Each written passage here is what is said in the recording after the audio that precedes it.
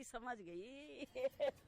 नहीं, झूठ बोल रहा है। चलो भाई देखो अब मैं क्या करता हूँ। ये फंस गया सीएम।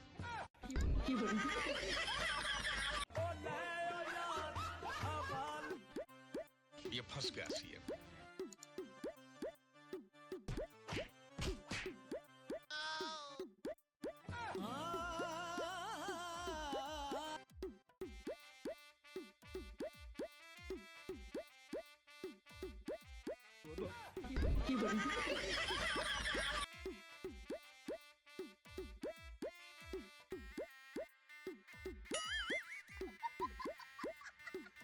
ये सब क्या देखना पड़ रहा है?